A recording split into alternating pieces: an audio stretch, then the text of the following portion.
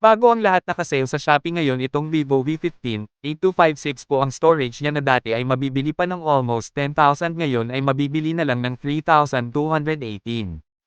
Napakamura na lang ang laki ng bawas kaya ano pa ang hinihintay nyo?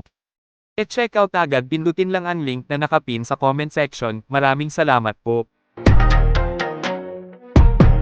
So aasahan na mas kakaibang Anthony Edwards ang makikita natin next season mga kaibigan, dahil mas improve at mas kinabisado pa ng gusto ni Ant-Man ang galaw ni Kobe Bryant at Michael Jordan.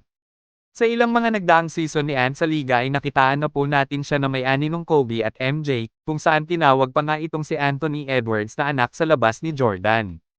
Napaka-smooth ng mga galaw ni Ant gayang-gaya ang galawan ng dalawang kilalang legend ng basketball. Sa papalapit na season at base na rin sa sinabi ni Shams ay talagang mas kabang-abang ang ipapakitang bagong improvement ni Ant-Man. Paniguradong mas mag-iingay ito next season totoong maabilidad kaya exciting din po siya na panoorin.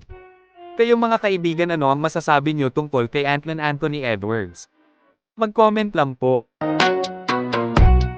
Sabi niya na simula nang mangyari ang trade kay Luka papuntang Lakers, ay agad niyang naisip ang sitwasyon nito sa Bucks. Punto niya kung si Luka ay i-trade ng Dallas ay posible rin mangyari na i-trade siya ng Milwaukee Bucks.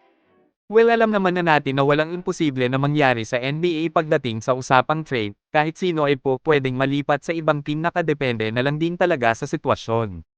Dahil sa sinabi naman ni Giannis ay ani ng ilang fans ngayon na mukhang nagpaparinig lang na daw si The Great Freak sa front office ng Bucks, posibleng magre-request ito ng trade sa paparating kasi nga alam naman natin na gusto pa ni Giannis dagdagan ang kanyang singsing kahit sinong player naman siguro ay gusto na magkampiyon. Nalilink na noon pa ang Bucks superstar sa maraming kupunan kabilang na dyan ang Golden State Warriors, matunog din ang chismis noong nakaraan na isa sa pinaghandaan ng Warriors ng kuhanin sa paparating si Giannis at Jokic. Kaya masasabing posibleng mangyari ang usaping ito sa paparating pang mga season sa Dubs.